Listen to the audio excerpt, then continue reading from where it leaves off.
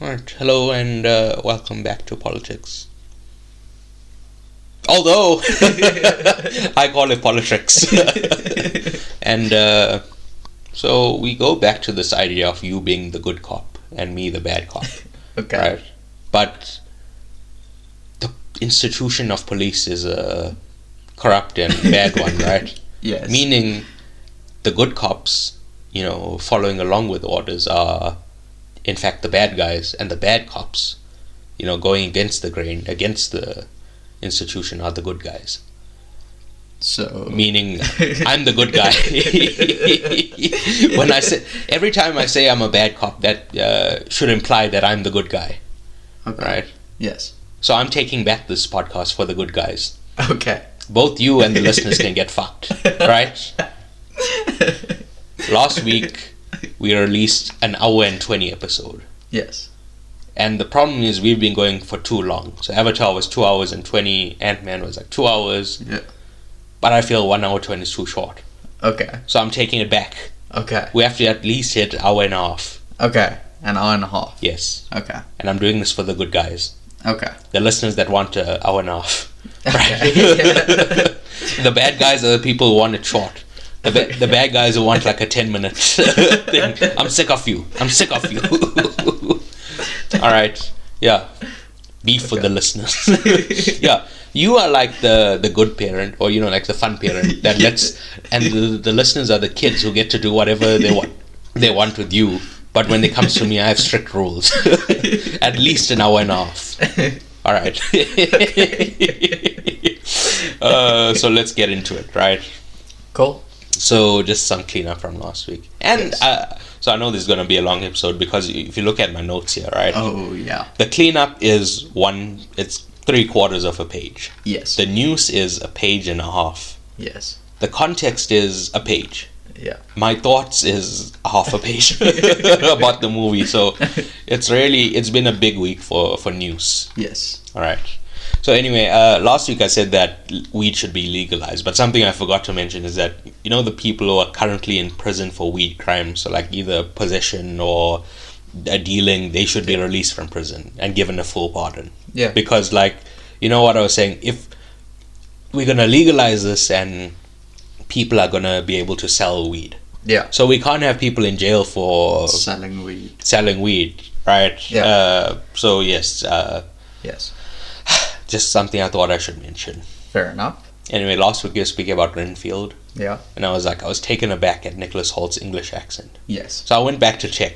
In the X-Men films, I only checked Days of Future Past, but I'm just assuming his accent doesn't wildly fluctuate, right? Yeah. He has an American accent in Days of Future Past, and he has an American accent in The Menu. Okay. So it's perfectly reasonable for me to just be like, oh, this guy's British. Yeah. Because I understand he is British because... So you don't know this, but in the early 2000s, he was in a movie called About a Boy. Okay.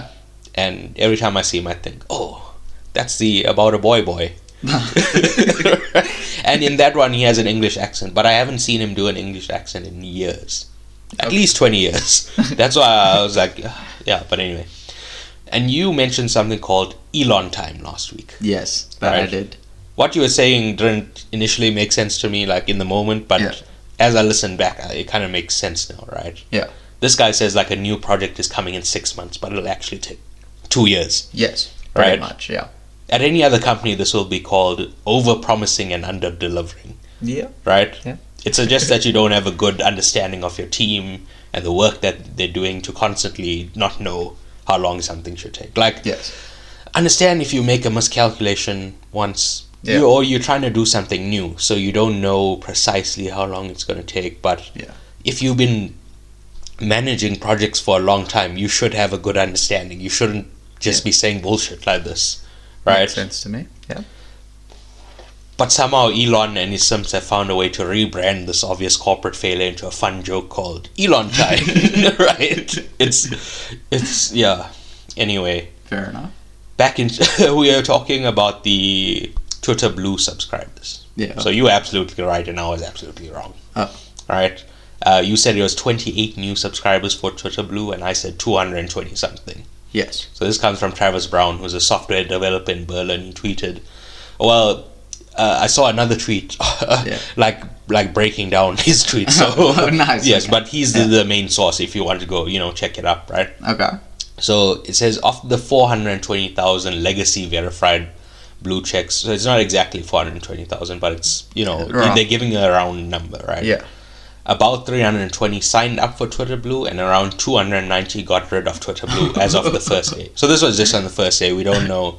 It's been like a week since then, right? Right. So it was a net gain of 28 new subscribers for Twitter Blue.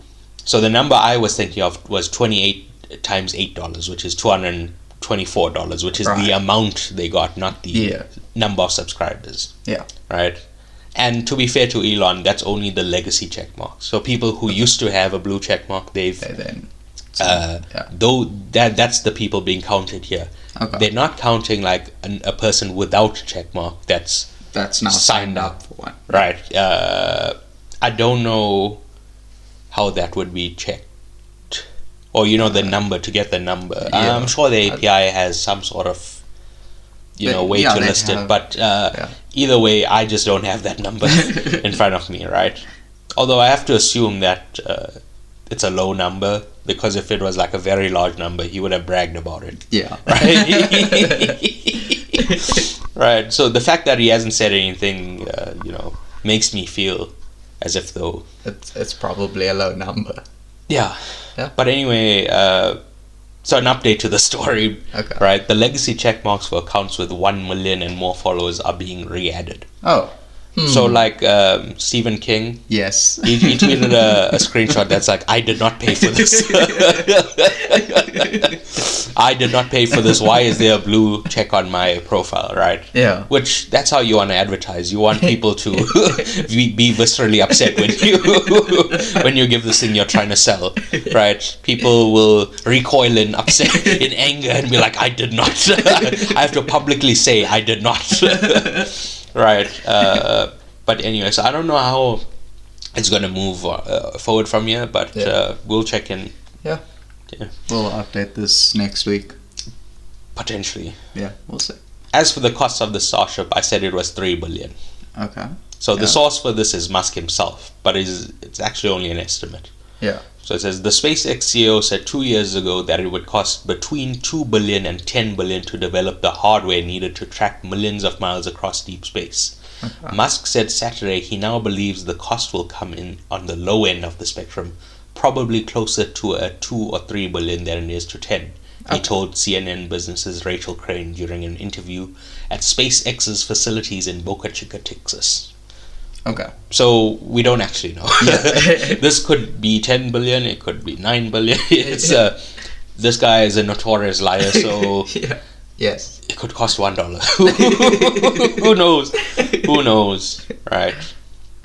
Anyway, so let's get into the news of the week. All right. And like I said, it's been a huge week for news. Yes. And the number one news story is I bought parsley this week. Okay. Do you know what parsley is? It's like a garnish. Yeah, it's like the green stuff, right? It's added a lot of prestige to my cooking. Okay. So like last week it used to be food. Now it's a dish, right? I just feel, I don't know, like in Dragon Ball Z when they go Super Saiyan. This parsley has made my food go Super Saiyan, bro. So yeah, that's a top news story. Unfortunately, the biased news networks aren't covering it, so I have to bring it up here, right? So this is like you make jungle oats and then you just add a sprig of parsley on top, and it's absolutely perfect. All right, I see what you're doing here, but no.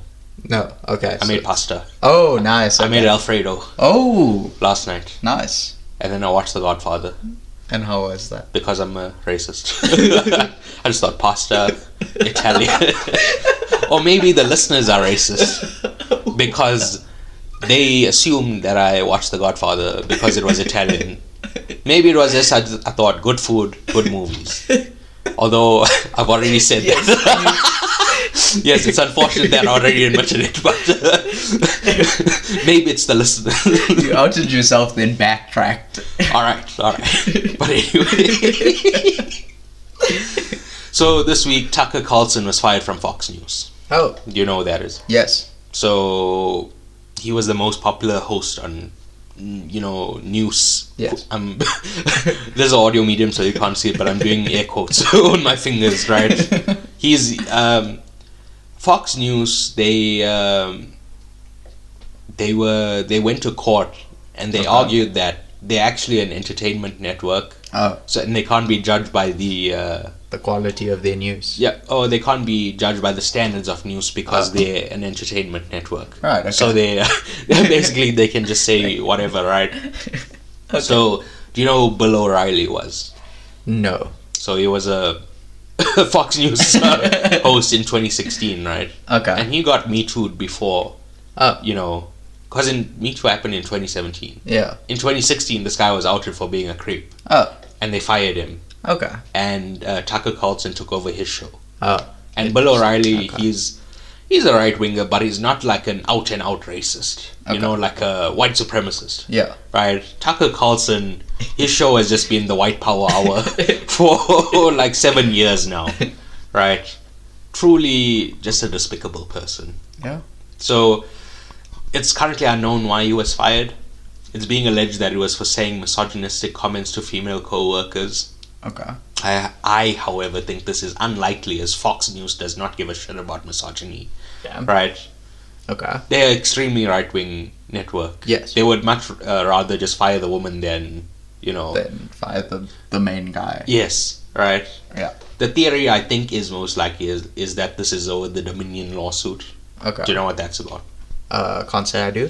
So after the 2020 election, Fox News, and it's not just Tucker, like all of their hosts, but Yeah. they, especially Tucker, right, spread the conspiracy theory that the voting machines, which were created by Dominion, had malfunctioned and gave Trump votes to Joe Brandon, Wow. thereby stealing the election. Wow. So Dominion sued Fox, and through court filings, they found text messages of Tucker knowing full well that the election wasn't stolen, right? Huh. In their private correspondence, they all know this is bullshit, right? But yes, on the TV, they're spreading disinformation to their audience, which is incredibly bad. I was going to think unethical. I'm trying to think of other words, but Immoral. Yeah, but bad. Just Bad people are on. Yeah. Mm. So the judge ordered Fox to pay Dominion $787.5 million for defamation. That's a lot. $750 million. That is Right. a substantial amount. Okay. So, also found in those text messages were Tucker saying rude things about Fox executives. About his boss. So Yes. Okay. So Rupert Murdoch fired him. Do you know who Rupert Murdoch is? Yes. Who's he? Higher up in Fox. He's the owner of Fox, right? He's a multi-billionaire, Yeah. and we will speak about him later. Okay. All right. Cool. So everyone's waiting for Tucker's next move. Will he join a smaller corporate network like Newsmax, an independent network like Ben Shapiro's The Daily Wire, online? Yeah. Or go fully independent and make like a Patreon or similar, or maybe just go into radio. Yeah. I doubt that he would do something independent because he's too it I guess would take too much time, Yeah. where he could just get a contract that's guaranteed. Yeah. Like at another news network. And I'm sure the money will be much bigger than being independent. But Yeah. either way, this guy's a scumbag. I don't know why I'm... Could get a Tucker Carlson OnlyFans soon. Who knows? I'll be there. I'll be there on the first day. Yeah, but anyway, over the pond. Okay. I'm not talking about another country. I'm saying ideologically over at CNN, right? Okay. Don Lemon was fired. Do you know who Don Lemon is? I'm assuming a CNN Anchor. news. Yes. Okay. But and as I was saying about Fox, they argued in court that they shouldn't be judged by the standards of news. Yes. I think MSNBC and maybe CNN also did the same thing, that they shouldn't be judged by the By the quality of their news. not The the standard. trustworthiness. Yes, because they're also entertainment. So Okay. I I don't want it to seem like I'm just going after Fox, even though they are very bad. Yes. These other, because again, in the American mind, liberal means left. Yes. Whereas if you read any political textbook, liberal is a right-wing ideology. Mm-hmm. That just shows how deranged America is, that the furthest left thing is a right-wing ideology. But nevertheless, CNN, MSNBC, they are quote-unquote left-wing news stations. Okay. But they're right-wing news stations, right? By every measure except the American mind, I right? see. Yes. But anyway, he was also fired for misogyny. But this was like, they concretely said this, Okay. right? Yeah. But this time I genuinely think it's about misogyny, right? First of all, because I assume CNN gives slightly more of a shit about misogyny than Fox. Okay. They are quote-unquote left-wing They're news left for them. organization, so they should, right? Yeah. And then secondly, earlier this month, a piece ran in Variety about his history of misogynistic behavior, Oh. right? It's just a number of incidents of him and I think this all just came to a head this week, right? What I think is a little bit weird is people are trying to link these two stories. Oh. That like, Okay. I don't know, Tucker Carlson and Don Lemon, they from They- two separate stations, they've gotten together and they've uncovered this huge story, and they had to be silenced. They were growing too powerful, and the powers that be had to come down and squash them. Right? I just think it's a coincidence. Two guys get fired, if like two accountants at different firms got fired, you wouldn't say, "Oh, there's a conspiracy." Right? It's just a coincidence. Anyway, another huge news story. Do you know who Praz is? Praz Michel. No. He's a member of the Fugees. Do you know who they are? Yes. Lauryn Hill, Wyclef Jean, and him. Yeah. They were big.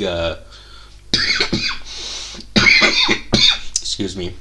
Like R&B / hip hop group from the 90s. Yeah. Right?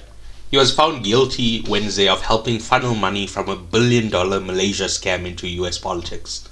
After a trial that featured Hollywood star Leonardo DiCaprio as a witness, Michelle was found guilty of illegal political donations, money laundering, and related charges in the scandal engineered by flamboyant Malaysian financier Low Take Joe. Again, like that first episode with Avatar, I've never heard this spoken out loud, so I'm just trying my best here. I do apologize if I mispronounced that. In the early 2010s, Low, now a fugitive believed hiding in China, helped funnel billions of dollars stolen from a Malaysian state investment fund known as 1MDB into luxury US real estate, fine art, and Hollywood films like DiCaprio's Wolf of Wall Street. Michelle, whose real first name is Prakazrel, was accused. Again, I've never heard it said out loud, right? Sometimes that's okay. Was accused of helping Low secretly funnel some of that money into then President Barack Obama's 2012 re-election campaign via shell companies, hiding the donations' origins. He was also accused of joining a clandestine lobbying effort with senior Republican financier in 2017 to help the Chinese government secure the return of a dissident billionaire Gao Wengu, who had close connections with President Donald Trump's political strategist Steve Bannon. So do you know who Steve Bannon is? Trump's political strategy. Yes, but he's also, I think he was like one of the guys that started Breitbart, or he worked with Breitbart, which is also like the Daily Wire. It's just a even more right-wing online publication, right? Like I said, the White Power Hour. Yeah. Right. Gao has since been arrested himself on allegations he defrauded investors. Michelle, 50, was found guilty on all 10 counts he was charged with. Damn. He faces up to 20 years in prison for the most severe counts in the case, the Justice Department said. Besides money laundering and campaign finance violations, he was charged with acting as an unregistered agent for China, concealment and false record keeping, witness tampering, and false statements.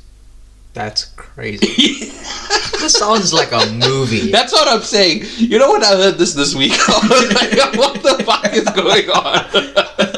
And it's such a weird, like, when like two things cross over that you don't expect. Yeah. Like, I don't know. Maybe like there's a golfer at a rugby game, Yeah. or something like just something you wouldn't expect. Like this, this is amazing.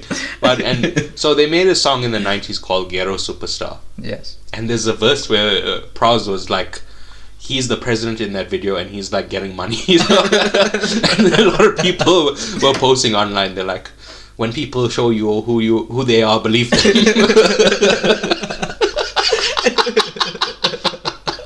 I had so much fun with that this week, right? So the next thing is Jerry Springer dead at 79. Do you know who that is? Yes. So he used to have a TV show that I watched when I was younger, but now in hindsight I realize it was very gross. Yeah. So it was like, essentially he would just have poor people on, and they were usually like in a bad situation or like somebody cheated on them, and he would exploit that for like views. Yeah. And you know, like a lot of reality TV, although not in that format, also kind of just exploits people's bad behavior for entertainment, which in hindsight I really feel that's gross. Yeah. But at the time, like as a child, I was watching it like, oh, this is fun, you know. But now, so yes, I feel in that sense he was a huge scumbag. Yeah. But he was like the mayor of Cincinnati. Damn. I don't know if he was Cincinnati mayor, but he was the mayor of some town. Yeah. Right, and he like you know, he did good things for the community as the mayor. So you know, the duality of man. Yeah. You know, sometimes good, sometimes bad. Yeah. So, but it's not like he's a war criminal or something. It's just kind of being a scumbag isn't the worst thing. Yeah. Right. So I'm like, I don't want to speak badly of this guy. It's you know, like I said. Yeah. But anyway, I guess rest in peace. Yeah. Now, someone who I do wish bad things upon, right? Okay. And this is a little bit gossipy, but I don't care. Okay. Do you know who Steven Crowder is? I've heard the name very recently. Alright. Have you seen a meme where there's a very self-satisfied dipshit like drinking a cup of coffee and he has a sign put on the table that says, yes, changed my mind? Yes, that's him. That's Crowder, right? Okay. First of all, the reason he does that is he goes to like college campuses to, in his words, prove that you know, America's youth are being brainwashed by the commies at the universities, right? Okay. So he will like ambush university students and like try to get into a debate with them. Right? Okay. And it's just very interesting that he won't debate like a professor or somebody who's you know, intimate with the thing. He'll pick a random person who's walking by. Right? I think that speaks volumes. Yeah. He's just a right-wing piece of shit, right? But this week a video was released. We don't know how, but possibly from his wife. That's where I've heard his name. Of him just being a piece of shit. A lot of people have called it abuse, but I would say it's just bordering on verbal abuse. Okay. Right? The things he said, they're bad, but it's not like threatening or like... Okay. He says like, watch it. Which isn't like... Well, I guess that could be conceived, you know, viewed as a threat. Like, because she wasn't doing anything bad. Yeah. If she was like maybe strangling their child. Oh, jeez. And he was like, watch it. Well, you know, I guess that would be fine. But she wasn't doing anything. And he's just like, watch it. So that could be perceived as a threat. Yes. But anyway, he makes this... So those videos came out and he responded on his show. Yeah. Where he just seems very upset that she's allowed to divorce him. What? He's so there's something called the no-fault divorce. Yeah. Do you know what that is? I'm assuming it's like a divorce where like the other person's a terrible person, so you can divorce them not without consequences. No. So there used to be something called a fault divorce. Okay. So you could only divorce somebody if they did something like they cheated on you, or like if they did something that, or if they abandoned you, or like, you know, there's various the various places around the world have different rules. Yes. About what is a fault. What constitutes a fault? So a no-fault divorce is you can just divorce without anything being wrong.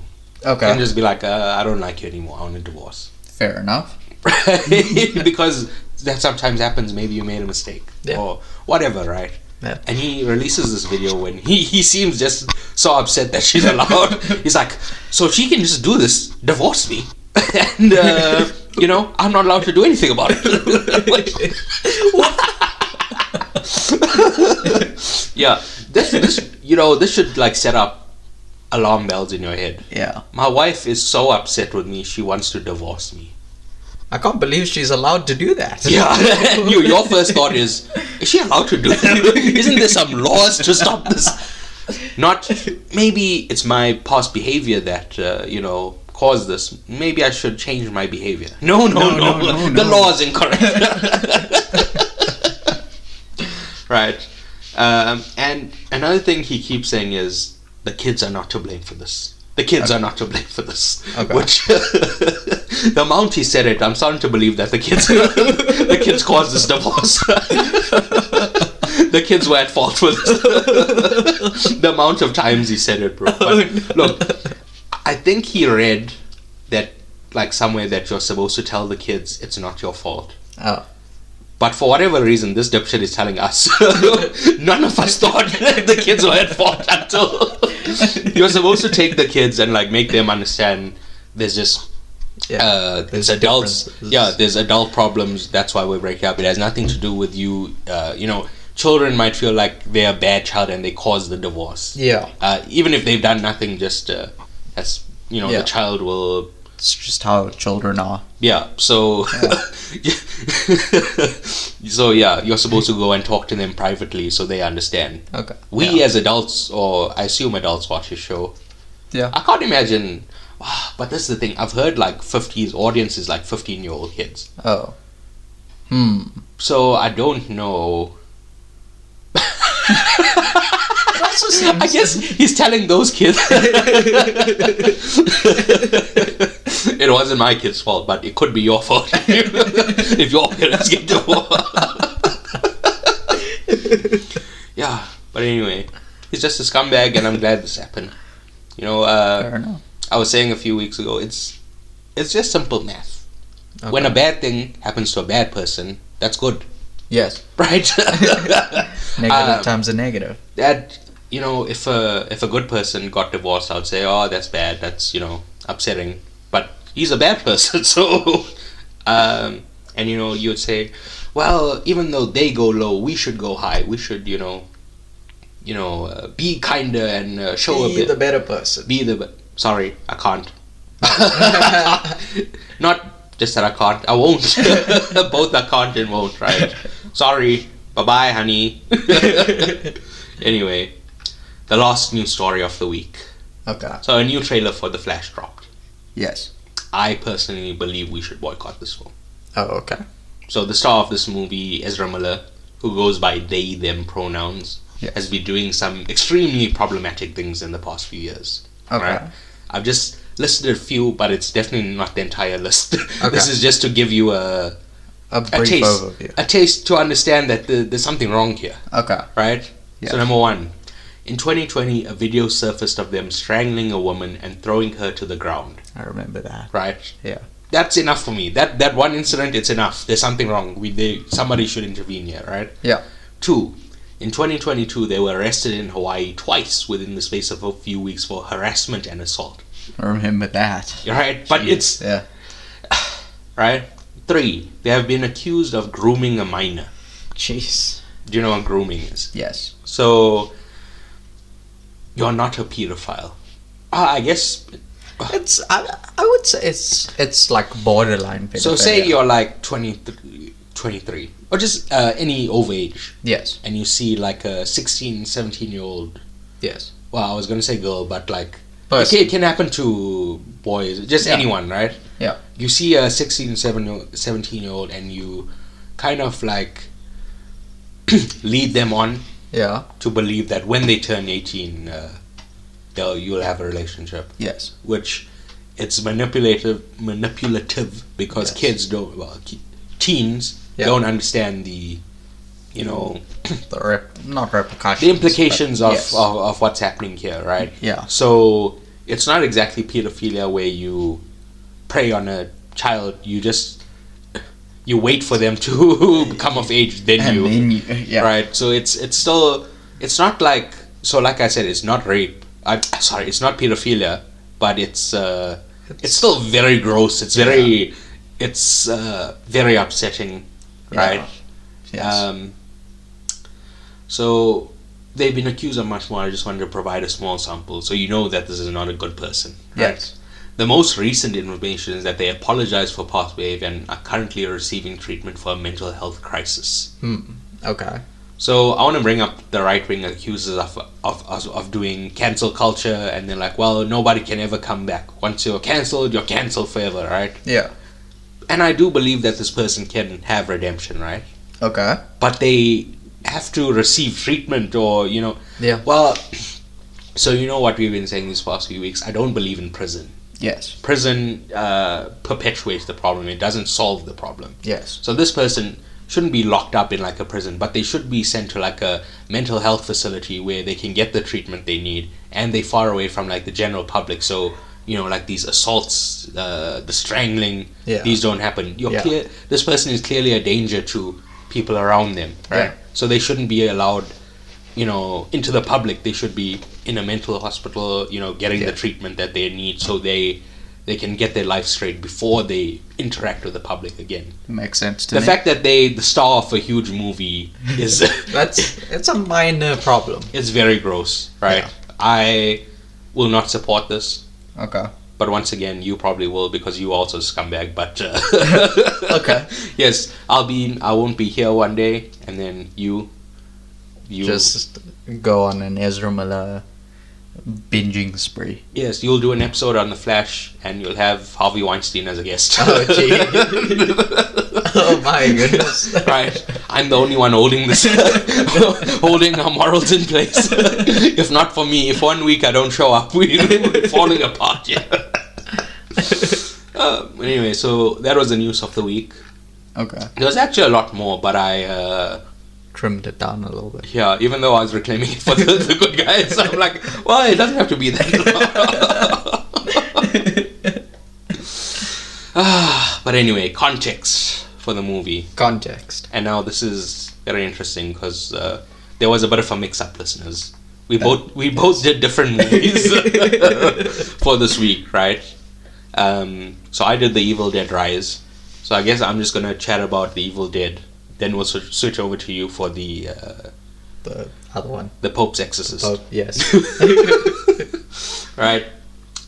So I didn't mention this in our Avatar episode, but James Cameron's career only got off the ground because he convinced a consortium of dentists to fund his student film, which then got him into the industry, right? Okay. So just like, I don't know, people he knew Yeah. or in the community, he would just go ask them for funding for his movie. And similarly, Sam Raimi raised money from family members and local dentists to fund his 1981 movie. So dentists have been moving.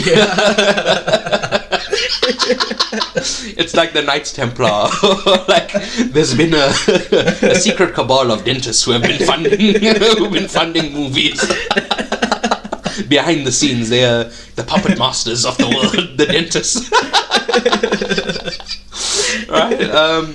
So they funded his 1981 movie, The Evil Dead, which became a cult hit. Okay. Starred Bruce Campbell as Ash Williams. It was about teens going to a cabin for the weekend away and finding the Book of the Dead, which summon creatures called Deadites. Okay. The Book of the Dead is called the Necronomicon. Oh, right, okay. It's from Lovecraft lore, Yeah. the Cthulhu universe, but it's Yes. the Necronomicon has been used like all over pop culture. Like Yeah. in Adventure Time, I'm pretty sure there's a Necronomicon. Probably, yeah. There's like, there's always some evil book that if you read from it, something bad's gonna happen. Yeah. Right? But anyway, they summon these deads called Deadites, Okay. and the Deadites are edgelords. Okay. Do you know what an edgelord is? No. It's a person who expresses opinions which are either strongly nihilistic or contain references to Hitler, Nazism, fascism, or some other taboo topic, which are deliberately intended to shock or offend readers. Okay. So, like, Alright.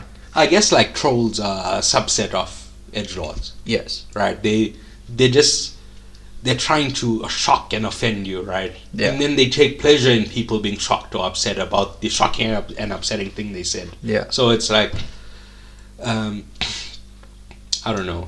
If you've ever been on the internet, you've you've encountered these types of people, right? If you've ever been on the internet. Right, and Yeah. the Deadites are They are them. yes, that's who they are, right? So anyway, at the end of this movie, Ash is the only survivor. So the Deadites possess his friends, and then he has to kill Yeah. his friends. Damn. So, It's kind of Yeah. rough. and at the end of the first movie, he burns the Necronomicon. Oh. Okay. But this was so anyway. Moving on to in 1987, he made Evil Dead 2. Okay. So the first half of the movie is just a retelling of Evil Dead 1, Okay. redone with better effects because it's been 6 years, and he got studio funding for Evil Dead 2 instead of Indeed. the Dentists. the cabal of dentists, the secret order of dentists. Right. So then Ash fights more Deadites before being sucked into a portal. Right. So this movie incorporates humor and slapstick comedy instead of just being a straight horror like its predecessor. Okay. And I doubt it's the only one, but this sort of invents the genre of horror comedy. Oh. Right. Last week we covered Renfield, Yes. which is Horror comedy. essentially a descendant of this movie. Yeah. Okay. But again, I'm not saying this invented it, because I'm sure there's like books and stuff and stage plays from 100 years ago that had like horror and comedy. But I'm just saying, within the popular conscious of today, The Evil Dead was the starting point for the horror comedy. Yeah. Right. Anyway, so yeah, like I said, Evil Dead 2 is Evil Dead 1 redone for the first half. Yes. And at the end of that first half, he doesn't burn the book. Oh. Right. So that's how. That's how it keeps going. Okay. Yes. Yes. Yes. So like I said, he fights the Deadites and then he gets sucked into the portal at the end. Yeah. Right. Okay. 5 years later, in 1992, Sam Raimi made Army of Darkness, the third installment in the Evil Dead franchise. I'm not precisely sure why, but I think it had to do with like a rights issue. Yeah. They couldn't use the Evil Dead in the title. Oh. Okay. Right? This movie is an outright comedy and is my favorite of the original trilogy Evil Dead movies. Right. Okay. Because it's a lot less, Like horror. horror-y. Yes, and Yes, I've okay. never been a fan of horror, So. and it just made me scared. Did I mention this last week? I don't think so. Yeah, but I just always avoided horror Same. because, like I said, I was scared. But now that I've grown older, you know what's really scary. Well, it's really scary. Lesejo Kanyajo raising the repo rate again. Fuck. I watch a horror movie and I see like a guy with a knife and he's coming to stab you in the night, and I'm like, please get me out of here. But anyway, right. The portal Ash was sucked into spits him out years in the past in the Middle Ages into like a King Arthur style medieval setting. Okay. Right, and one of the considered titles for this movie was The Medieval Dead, which That would have yes, been a great title. which I think this is an infinitely better title than Army of Darkness. But Yes. I mean, Army of Darkness is pretty good too. But I think it was just perhaps too close to breaching the rights because he did Army of Darkness with another studio. Right. So Okay. Yeah. I think Medieval Dead sounded too much similar to Evil Dead, so they Yeah. had to change it to something way different. Okay. Right. Yeah. And in this movie, he arrives there, and it's like two kingdoms kind of fighting, Okay. and like the Deadites attack, or like Right. one or two Deadites attack, Okay. and he defeats one of them. Okay. And the wise, like a Merlin-style wise man, I don't Yeah. think he's a magician. I mean, A magic man. Magic. Okay. Well, it's a wizard Yes. per se. I think he's just like, he's just wise. He's just okay. Yeah. So he tells Ash that he needs to find the Necronomicon and say the special phrase, Klaatu Barada Nikto. Okay. Does those words make any... I don't know. For me, I was thinking of, Raven from Teen Titans?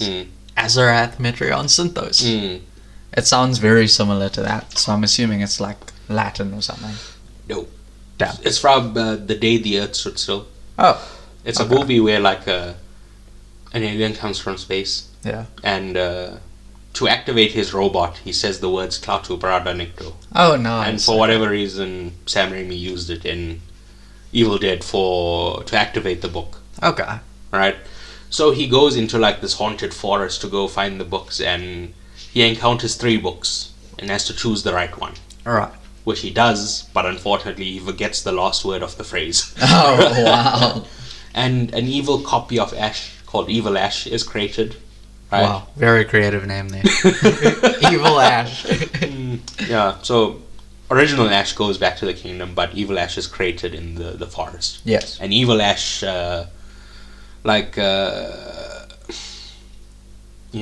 unites the other Deadites into the Army of Darkness. Okay. Right? Ash returns, so he's at the castle and he teams up with the King's Men to fight the Army of Darkness. Yeah. And after they win, the wise man gives Ash a potion and says to say the same phrase as before. Okay. And he gets sent back to the future, but a Deadite attacks him in the supermarket, right? Okay. Because he said the phrase wrong again. Right. Anyway, that was the original trilogy of Evil Dead. Okay. Then 21 years later, 2013, a new Evil Dead movie, which is essentially a retelling of the original Evil Dead, but without Sam Raimi directing. Okay. It's instead directed by Fede Alvarez. The quote-unquote twist is that actually Ash is alive and this takes place in the same continuity as the original Evil Dead trilogy. Okay. We're meant to believe this is just a retelling of the first one. Yeah. But it's actually... It's in the same universe. Yes, it just happens years later. Okay. There was just another cabin in the woods with the Necronomicon. Right? And they had nothing to do with each other. Okay. Right? Then from 2015 to 2018, there was a TV show called Ash vs. Evil Dead. Okay. I haven't watched it, and I'm not 100% sure how it fits into the Evil Dead universe. I can't really comment on that because, I only found out about it a few days ago. So I didn't have time to watch before we got into this, right? Okay. And the last thing I want to say before context, before my thoughts on the movie, Sam Raimi last year directed Doctor Strange. Yes. Sorry, let me go a little bit back. Evil Dead is how he made his name. Yes. But what made Sam Raimi like a superstar or very well known, made him mainstream, was he did the Spider-Man movies. Yes. Right? And they brought him back for Doctor Strange last year. And he, in Doctor Strange, have you seen it? Which one? Oh, yeah, the newest one, yeah. Never mind. He, there's a dead Doctor Strange. Yes. And he has, a cape of, black demons that are, those are very Deadite-like creatures. Right? Okay. They're obviously not canon to the Evil Dead. I just thought I'd bring it up as a little bit of context. Fair enough. We are in the context section. If I was doing this in the news, you could take offense, but this is context, so fuck you. Alright? Anyway, my thoughts. This Evil Dead Rise movie, yes, it takes place in the city. Okay. And I think changing the setting is an interesting idea, and I appreciate it. Right? Okay. Most of the Evil Dead take place in a remote cabin, with the exception being Army of Darkness. Okay. Right? And horror movies have a history of going to the city in a later installment. So Friday the 13th, Part 8, Jason Takes Manhattan. Okay. Or this year's Scream 6, which changed setting from the suburbs and went to New York City. Yeah. Right? Okay. So, it's just a genre of horror movies that... Not a genre, a trope of horror movies that, at some point we're going to go to the city. Yeah. Right? Makes sense. And with this, you get like great shots, like seeing the mother through the keyhole with dead bodies behind her, which you couldn't do in a cabin in the woods. 'Cause, do cabins have I'm eye sure they holes? must. Maybe not Because- like peepholes. Yeah, I don't think cabins have peepholes. No, I don't think so. Because usually there's just like a window near the Yeah, door. and you can just look outside. Yeah. But yeah, anyway, so they faked us out in the beginning where we see like this group of people by the lake, Okay. and it cuts to one day later when, Yeah. when, you know, have you seen this movie? No. All right. I'm just agreeing with yes. you. Again, there was a mix-up and we covered different movies, so Yes. right. I don't like the gore. I thought it was very viscerally upsetting. Okay. Right. Yes. We saw this during the John Wick commentary. Yeah. Commentaries and I think maybe the podcast. Yes, but in well, I'll get to it just now, right? Okay. So the Deadite floating over the water in the beginning. Okay. They did The Shining. Do you know what The Shining is? Here's Johnny. No. That. Okay. It's a blood elevator. Oh. So there's a scene where the kid Danny, Yeah. he's walking and he stands in front of an elevator, Yes. and the elevator opens and blood just comes out. Oh, that's cool. So they did A Shining, but they were inside the elevator when it started filling with blood. Damn. It was very cool. Well, again upsetting, but Okay. cool. Yeah. Right. The mother as a Deadite ate a wine glass. Oh. She like chewed on the glass. Oh. Don't like that. Right. The mother tried to rip out the fetus from the auntie. Oh. So the kind of the. So I should kind of go through the plot with you first before No. I do this, right? Nah, it's fine. But anyway, like, so this auntie, her name is Beth, I want to say. She gets Okay. pregnant and she goes to her sister with her 3 children. Okay. So the sister is the mother and Beth is the auntie. Right. And there's 3 kids. Yes. One of the kids finds the Book of the Dead. Well, they live in a condemned building. Yes. So there's like a small earthquake and there's a bank vault. There's a bank vault underneath the building, Okay. and it breaks open because of the earthquake. Okay. And one of the kids jumps down and he finds the Book of the Dead and he takes it back up to Right. his room, Yeah. right? And they and yeah, that's how the Deadites are released. The mother turns into a Deadite. Yeah. The auntie and one of the kids survive. Yes. Okay. Then we find out that there was a lady in the building who just slept through the whole thing. Oh, She nice. Wow. So she wakes up in the morning and she gets infected, and she's the Deadite from the beginning of the movie that was floating over the lake. Oh, right. So that was that fake out that it's happening at the lake, but then Yeah. it's actually actually- it takes place in yeah. a city, and this was just Like, not a callback, a call forward, I guess. yes, a call forward. Yeah. They showed us the end before they showed us the movie. Yeah. Right. And but anyway, so back to this, right? Yes. So like I said, the auntie's pregnant. So Yes. the mother gets turned into a Deadite and tries to rip the fetus out of Ooh. this woman. Right. That's uncomfortable. And then, like I said, it's not just the mother, it's like the neighbors also turn into Deadites. Yeah. And at the end of the movie, they all kind of like form together like a Voltron or like a Power Rangers bot, right? They all like kind of congeal into this big monster. Oh. It's very gross. You'll just see like an arm sticking out. It's just like a giant ball with like you can see like body parts like sticking out here and there. Yeah. And then like at the end, that hulking mess, they shove it into like a wood chipper and it gets turned into blood, right? That's kind of cool. Yeah. Well, not for you. So I do think it was extremely effective. Okay. So like I said, the Deadites are edgelords. Yeah. Okay. They're trying to upset you. That's the point, right? Yeah. So I was upset, but that was the point of what they were trying to do. So like I said, it's effective. Yeah. I just didn't like it. So on a technical level, very well done. On a upsetting level, to me, Very well. I guess very well done, but it's not nice. It's not nice. Right. I don't think the effects of the original Evil Dead movies hold up, and these new ones, the one from 2013 and this one, are just infinitely better. Okay. Right.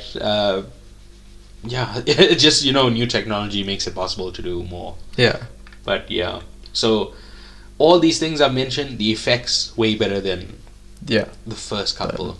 The Yeah, I don't even. original So this is the trilogy. thing. I don't really like Evil Dead 1 and 2. Okay. Yeah. Which, Evil Dead 2 is a lot of people's favorite Sam Raimi movie, Okay. but I just didn't care for it. Fair enough. Right? Oh. I think the 2013 one might be my favorite movie. Okay. It had the Okay. best, like, we could go into it, like I said, it's a retelling. Yeah. But one of the characters is a drug addict in this one. Oh. And it's kind of a parallel of they need to exercise the Deadite Yeah. while she needs to exercise her drug Addiction. addiction. Yeah. So there's a nice parallel story there. I find that very interesting. Okay. The effects were better, like I said. Yeah. So yeah, I just prefer the 2013 one to this one here. Yeah. Yeah. Okay. I think it was very well cast. Okay. I bought their family dynamic, and it felt like they cared for each other a lot. Fair enough. And the problem you usually have with kids is that they're fucking annoying. But luckily, the kids in this movie really weren't. Just maybe the youngest kid once in a while will just be a little bit annoying, but on the whole, it was very good. Okay. Yeah. So anyway, going back to Army of Darkness, the third one. Yes. Do you remember there were 3 books in the forest? Yes. We were meant to believe that one was a Necronomicon and the other 2 were decoys. Yes. So the recordings in this movie of the professor... Oh, sorry.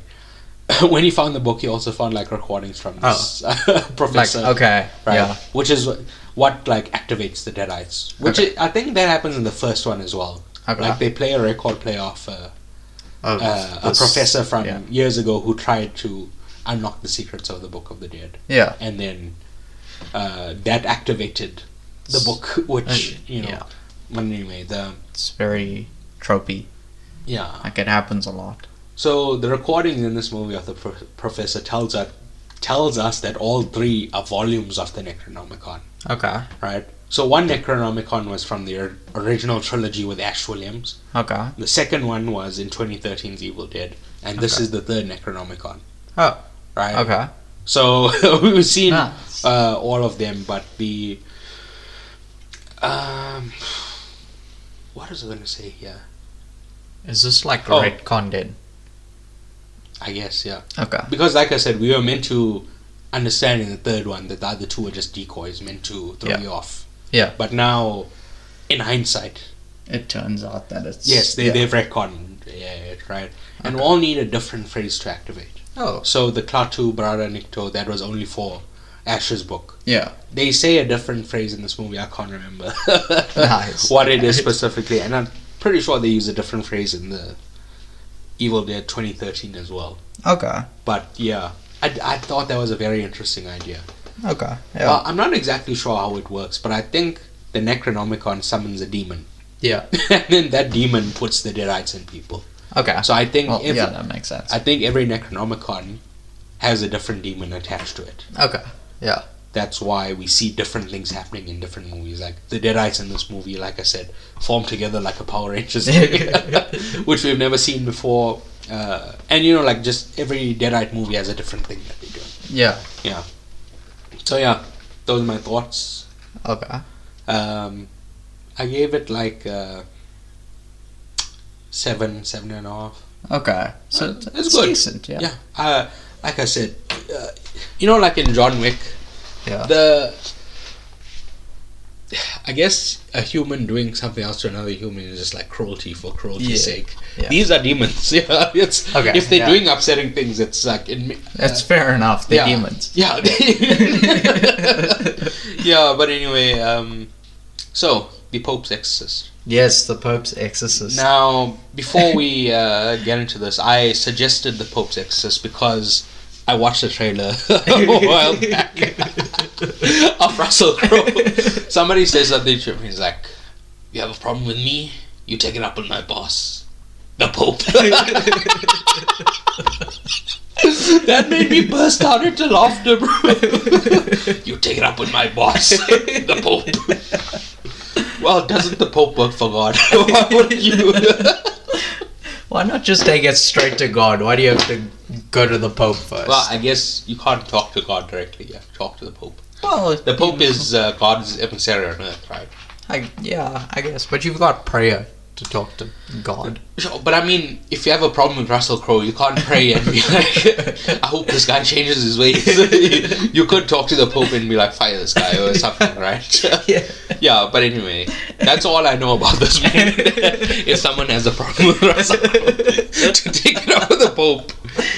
So, your thoughts, or do you have context? So you haven't watched it? No. Okay. Well, unfortunately I don't have any context, because usually you go through context and then I just kind of. Did you hear that, listeners? Laziness at its of the highest order. Damn but it, you're right. all right. Anyway, Okay, next time I'll get some context. Anyway, right. The basic plot line is that this guy, Russell Crowe, is hired as, well, he's originally an exorcist, right? And he's clearly a pretty damn good one, because he gets hired by the Pope, well, by the Vatican, I guess. his boss, the Pope. To be like the main exorcist for the Vatican. Pretty good. Yeah, he's really decent at what he does, I guess. And then at around the same time as he's, doing all his exercising, there's a family that moves into, like, I think it seems like they move across the pond from America to Spain so that they can, like, I don't know, I think the mom gets a job there or something, right? And so they move into Spain, and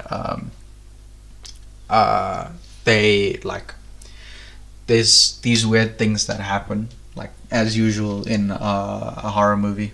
You get these weird things, Especially the Exorcist type movie. yeah, because this lady has 2 kids. She's got, like, I guess a teenage-ish daughter and a younger boy who's like maybe 9 or 10, right?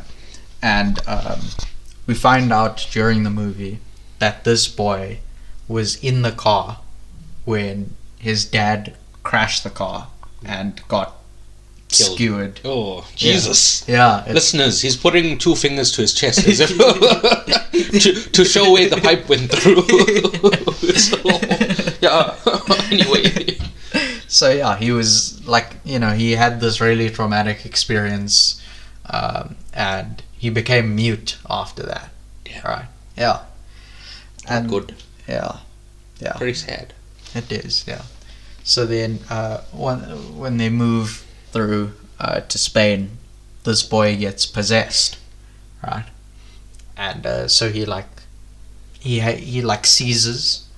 Is that the right term? Like, he has an epileptic. Yeah, he has a seizure. Yeah. And then after that, he starts speaking, but he says, like, these crazy demonic things, right? So, like there was a, what did he say? He said something like, "You're all fucked," or like, That's not demonic. You're all- A lot of people say, "Oh fuck." but it's like it's In the voice. Yeah, there's a voice that goes along with it, which is. I thought it would be like, "I want to kill your baby," or something like that, like something upsetting. It's "You're all fucked." He says. I wouldn't be threatened by a demon saying "You're all fucked." At some point, he grabs his mother's breast and he goes, "Feed me, mommy, feed me." Again, that's not demonic. That's what kids do. No, but That's what kids do. No, but he's a much older kid than someone who should be breastfed. Or maybe he didn't want breastfeeding. He just wanted to touch her boob. And independent of that, he wanted food. But yes, carry on. Listen, so far I have nothing against this demon. Seems like a good guy, trying his best in a tough world, but he's just getting a bad rap from obvious bias sources. Yeah.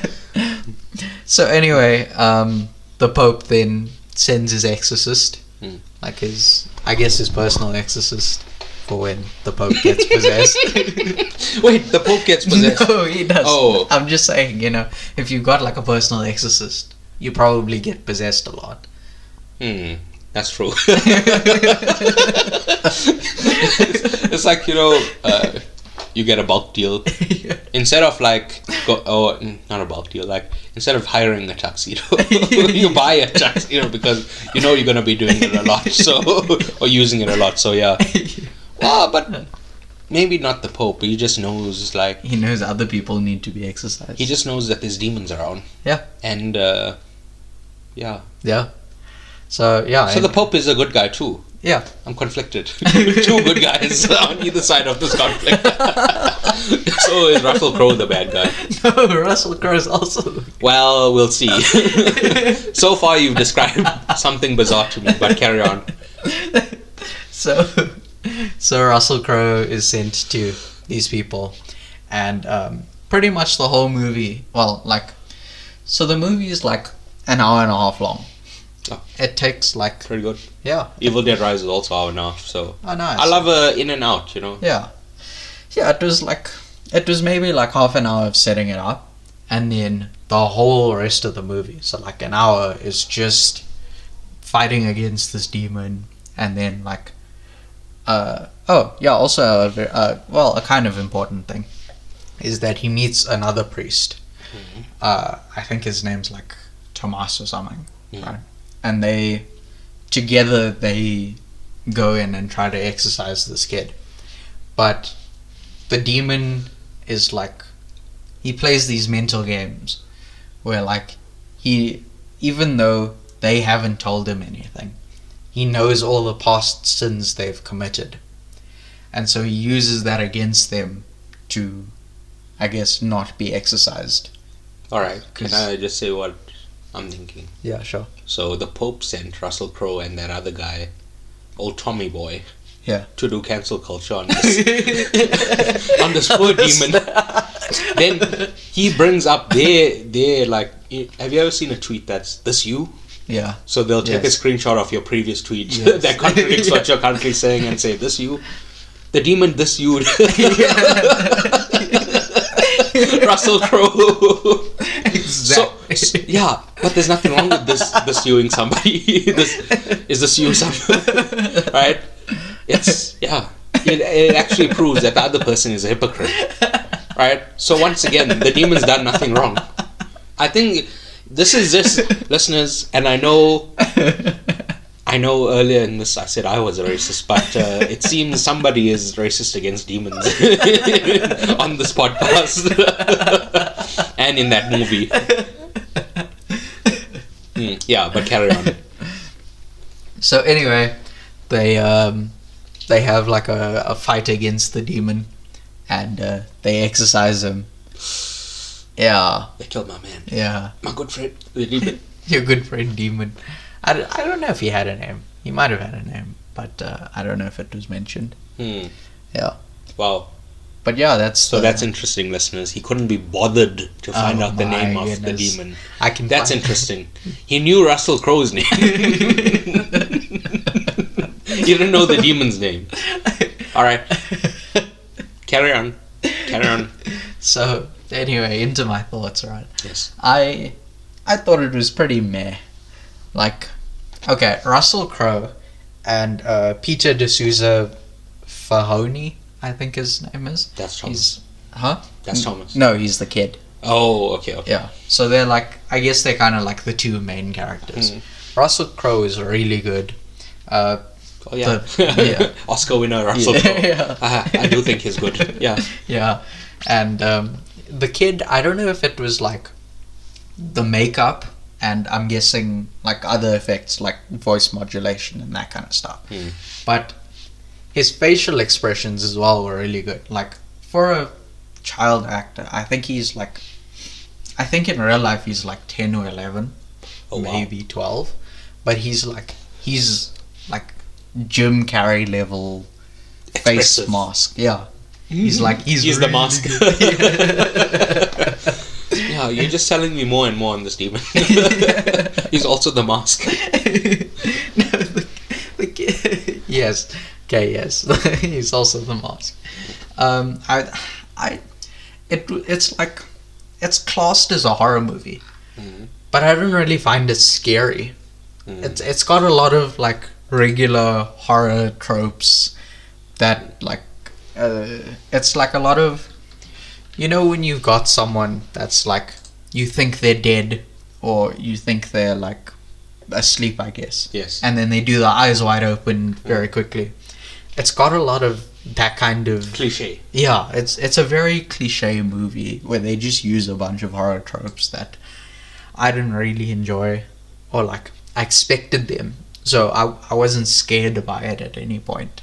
And I feel like it's kind of, it's very, I don't want to say it's similar to Renfield, but it's got very. But it's not a comedy. Yeah, it's there's some funny moments. It's mostly like, I think it's mostly meant to be horror, gory kind of stuff, but I didn't find it like that. It wasn't very meh. Well, it was very meh, but it was also like, speaking of Renfield, actually, it was also very like hit or miss in the effects department. Okay. So like the kids' makeup was really, really good in that, you know, that it's like. Sorry. No, go for it. Do we ever see the demon? No, we don't see the demon himself. Okay. He's portrayed through the kid. All right. And so he's like, the portrayal of him is really good. But then there's other things where like, I think, I want to say someone gets stabbed, or there's like an explosion of blood or something like that, right? And that was just, it was very, you know, in that one John Wick commentary, you said that explosion of blood was like, yeah. But they use like blood packets in John Wick, I realized. Yeah. They just explode. Yeah. And it doesn't, I don't know, feel real. Yeah. But yeah, Karen. This was very similar, where it didn't feel right to have the blood do whatever it did. Yeah. It's like,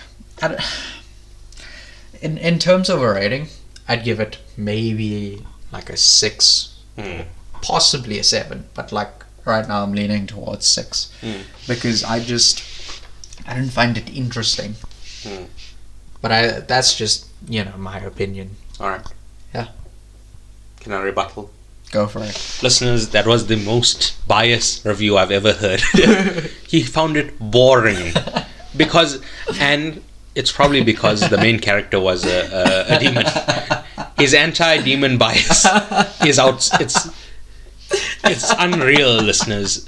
I think if I watch this movie, it'll probably be a 10. Okay. But your obvious racism is preventing you from seeing the, you know, interesting things. All right. But anyway, so are we done? Yeah. In terms of the Pope's Exorcist, yeah. All right, so recommendations. I've been watching Close Enough recently. It's a Netflix series. Oh, I know that. It's JJ Quintel. JG Quintel, yeah. JG. Yeah, same difference. He's a regular show actor. Yes. He's actually done a lot of stuff. Like I looked him up this morning, and he was on pretty much all of the big Cartoon Network cartoons. Yeah, I think they have like you know, like the Cartoon Network, like they have one studio. Yeah. And then like they kind of mix and match talent. Like you'll have certain artists that'll go to, you know, they'll switch between shows and stuff like that. So yeah. But anyway, I don't know that for fact. But anyway, carry on. But yeah, it's I mean, I'm only like, I think 6 episodes in or something, but it's like, it's really good. I'm enjoying it so far. It's very regular show-esque. Yeah. And then I've been rewatching Community. Ooh. In preparation for the upcoming movie. I didn't realize there's a movie coming. Oh, really? Yeah. Well, you know, I don't keep abreast of entertainment news. I host this podcast, this movie podcast with the news segment, and I really just don't know what the fuck is going on. But anyway, yes.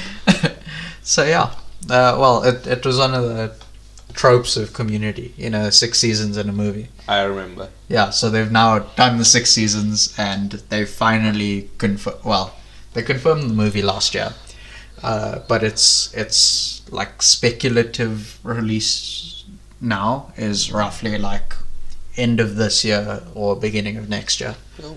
So yeah, I'm watching all 6 seasons of Community to get back into that. Very excited. I'll probably do a rewatch in December. Alright.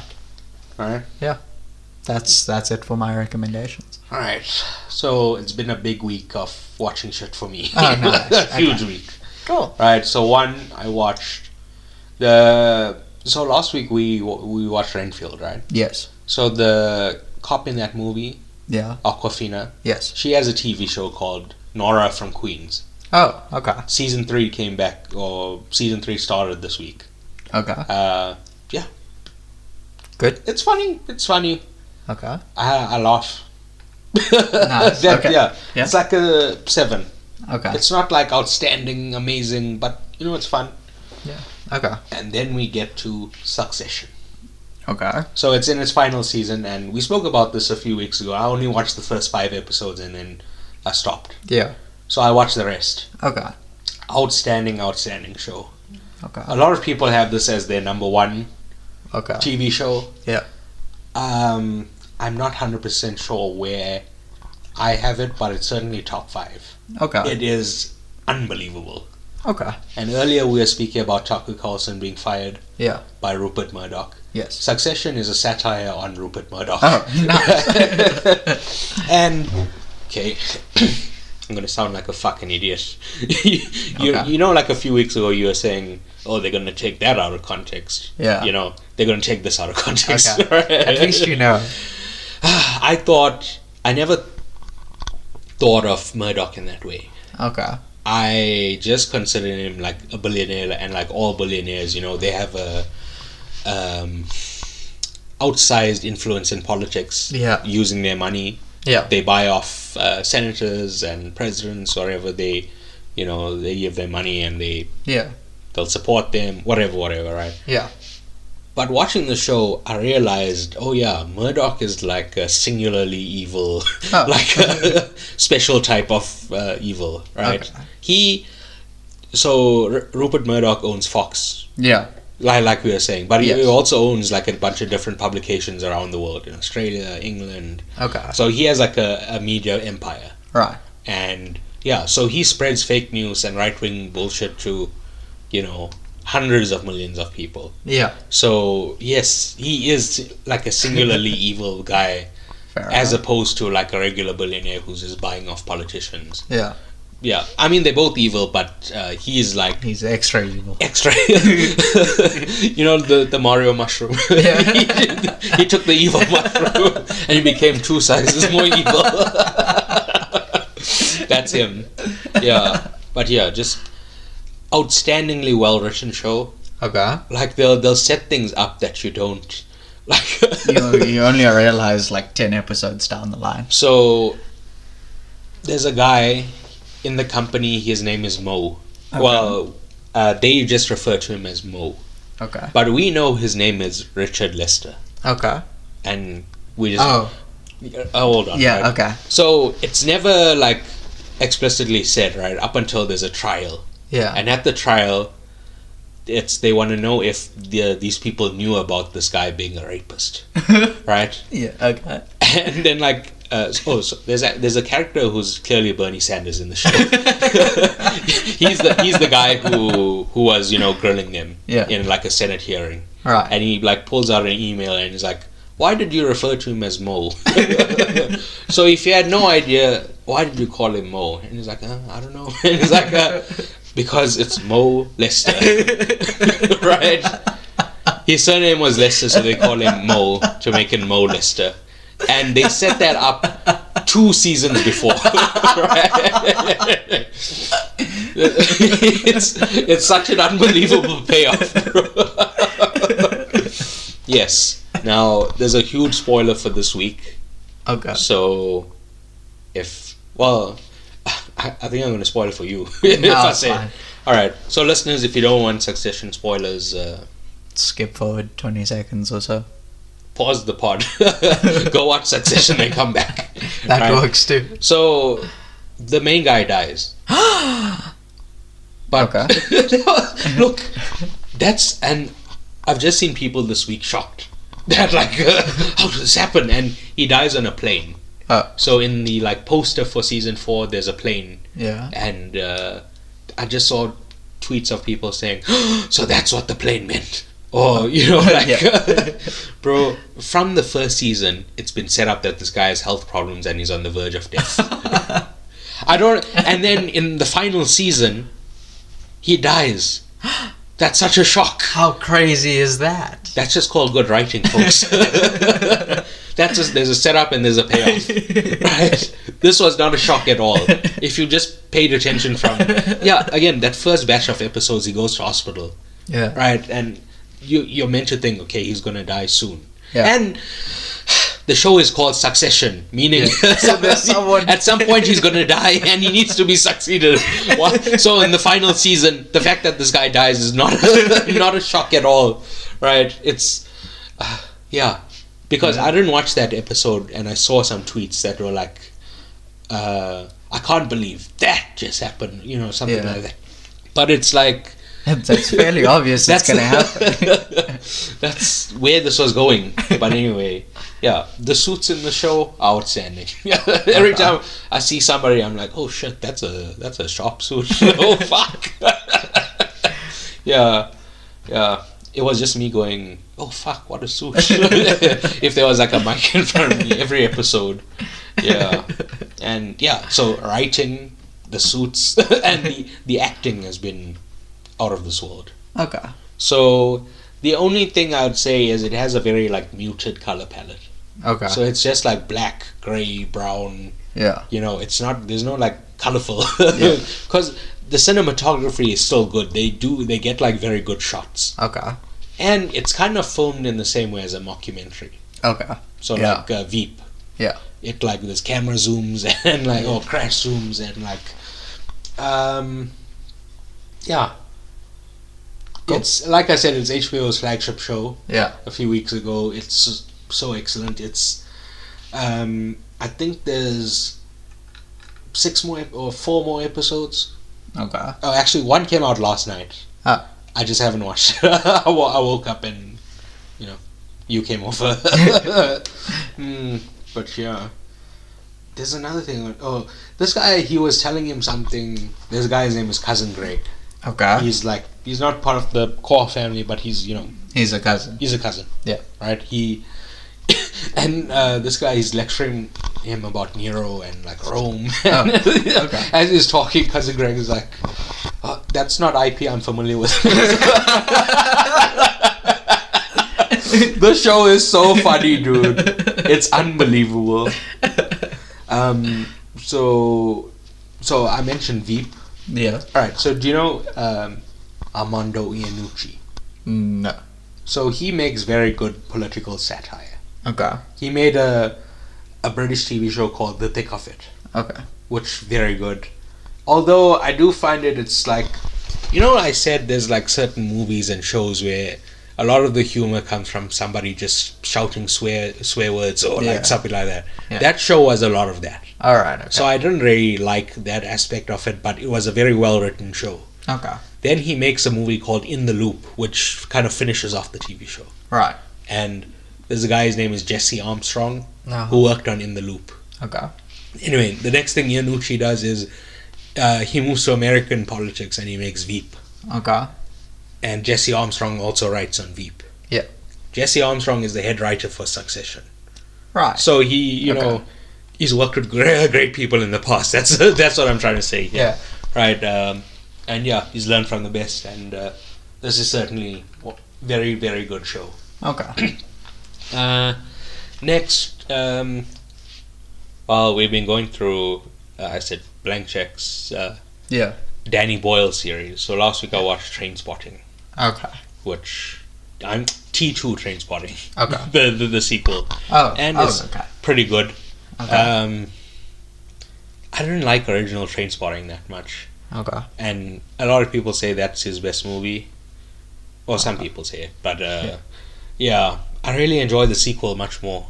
Okay. The next thing is I watched the 2013's Evil Dead. Obviously, Yeah. in preparation for this, I watched the original trilogy months ago. Again, Blank Check was doing Sam Raimi. Right, okay. Makes sense. So I went through his entire filmography.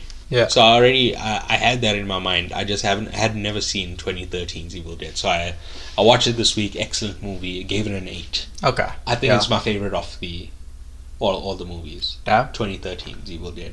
Okay. Then there's a show called Inside Number 9.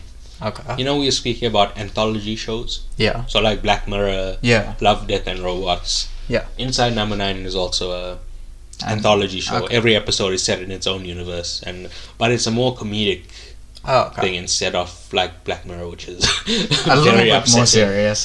Very upsetting. Just a bit more serious. The next thing is there was a season 2 of Sweet Tooth. Okay. Do you know what that is? No. So it's based on a comic where it's unclear what happened, but there's like babies who start to be born with like not defects, like with like animal characteristics. Oh, okay. So there'll be somebody with like an elephant head, Okay. or like this guy, he's like a deer. So you can see there in the picture, there's like antlers coming out of his head. Yeah. So he's part deer, Okay. and yeah. So these, and when this starts happening, like some sort of flu gets released, Okay. and like a pandemic goes out and kills a lot of people. Right. So it's this guy, his name is Gus, he's a deer, and he's kind of trying to survive in this post-apocalyptic world. Okay. Yeah, it's based on a comic. It's kind of fun. It's not like one of my top shows. Yeah. It's like a 6 or 7. Okay. Watch the BFG. Oh. Which, Okay. again, an earlier miniseries from Landcheck. They did Steven Spielberg, and I'm still catching up with the old episodes. Ah, alright, okay.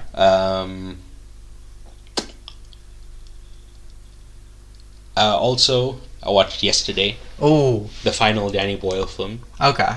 but because it's still peek behind the curtain, we're recording on Monday. So Yeah. yes, I watched it yesterday, Okay. and excellent. Well, not excellent. Let me take that back. It's kind of boring. It's very like you know what's gonna happen. Yeah. It is one of those.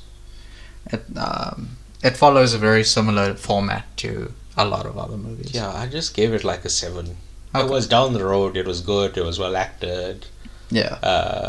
But yeah, it's not interesting Yeah.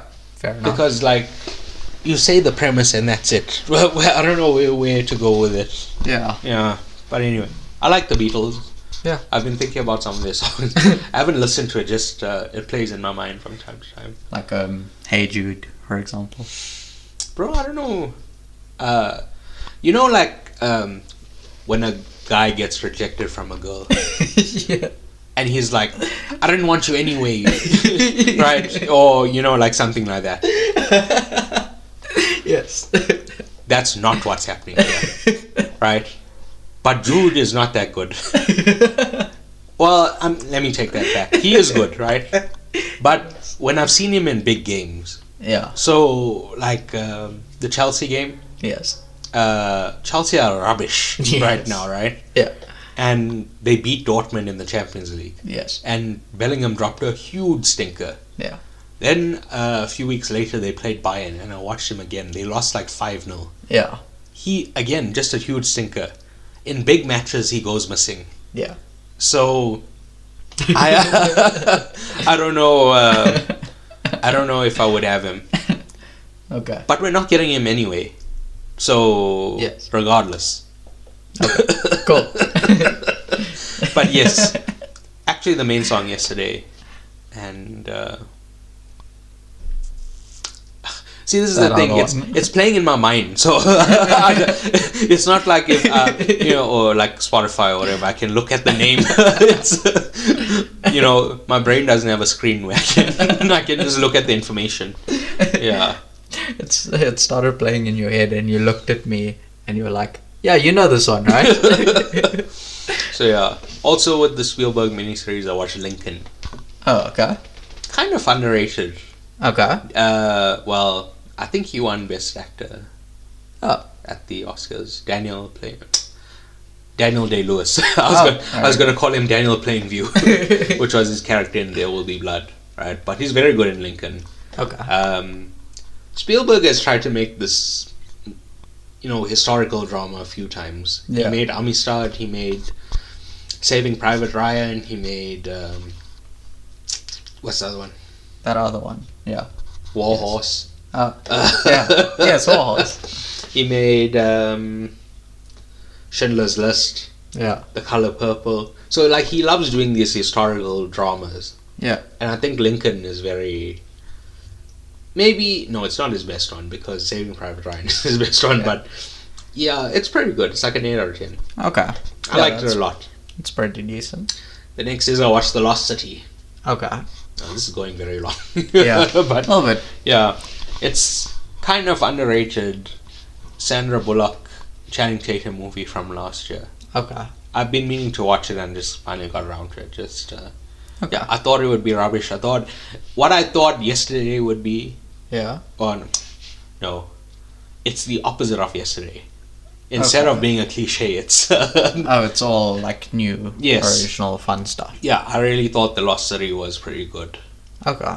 Maybe I should have seen it in theaters when it came out, but I just, like I said, I was just not interested. Fair enough. The next thing, well, I rewatched a movie called The Holy Mountain, Okay. which I watched from before, and I Okay. didn't like. I was just rewatching it just to give it another chance. Okay. It's made by a guy named Jorodowski. Okay. Have you ever heard that name? No. So he makes like, I don't know, upsetting films. Okay. I don't know. I just find him tiresome.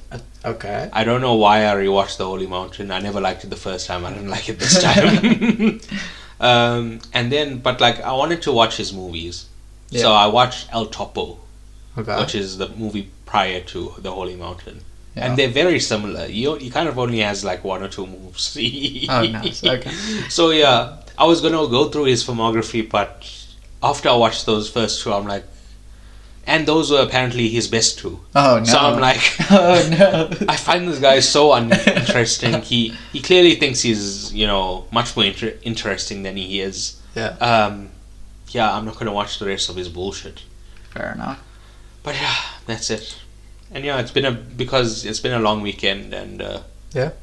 I've just kind of been doing admin stuff. Yeah. Like I'm getting new couches, All right. and I need to sell these old couches, and stuff like that I'm just I've been catching up on. So Okay. while I'm like waiting for responses and stuff, You watch some. I watch stuff. So I watch a lot of shit. Fair enough. Anyway, thank you for listening. Thank you. We As appreciate it. Yeah. We should say that. Yeah. I didn't 'Cause we say. do appreciate it. Actually, in the previous weeks, I didn't appreciate it. Damn it. Yeah, this is the first week I appreciate this. Anyway, please remember to rate, review, subscribe, give a like, etc. Leave a comment. Leave a comment. But only a nice comment. No, it can be a nice, bad comment. Okay. Leave You- bad comments. You know too what? then. All engagement is good. Fair enough. Even if someone clicks the dislike button, that's engagement. Yeah, but I wouldn't know. I don't The know like if is that's- equivalent to the dislike button in engagement. Yeah, but then if you have more dislikes than likes, I don't know if that's a good thing. I don't know. I just read this that YouTube just takes engagements. They're not worried about what happens. Oh, okay. Like a like, a dislike, a subscribe, Screw it. Let's see what happens if everyone dislikes this podcast on YouTube. and write mean comments. Yeah. Hmm. Let's see. But to him, not to me. I'm a sweet little boy. I'm a nice sweet little boy. Don't be mean to me. You. So I'm sitting next to someone with a clear anti-demon bias, and I'm the target of your vitriol. You know, I'm just saying I would rethink that. All right, I'm not saying attack him. Oh no, that's exactly what I'm saying. Attack him, please. Don't attack me. Anyway, importantly, it needs to be a 5-star review. It must be if you're gonna review. Yes. That's it. Cool. There's no end to that sentence. Or there's no explanation. It needs to be 5 stars. That's it. Okay. Please subscribe on Patreon to listen to our movie commentaries. Yeah. This week we'll be releasing John Wick 2, which we banked up a few weeks ago. Yeah. Yeah. Yeah. Please tell a friend to tell a friend. And tell that friend's friend. Well, and tell the original friend. Don't tell your friend. Hey, go tell your friend. Listen, and then the initial friend doesn't listen. We need every link on the chain to listen, not just.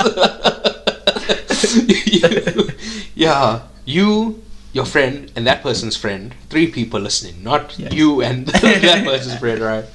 Tell a family member to listen, and also to tell their friends, right?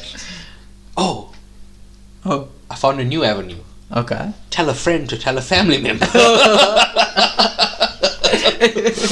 all we've been saying is tell a friend to tell a friend, tell a family member. Now, something new. Yeah, so if you haven't, tell a family member. Tell a friend to tell their family member. And also that friend must listen. Anything else? No, I think that's about it for today.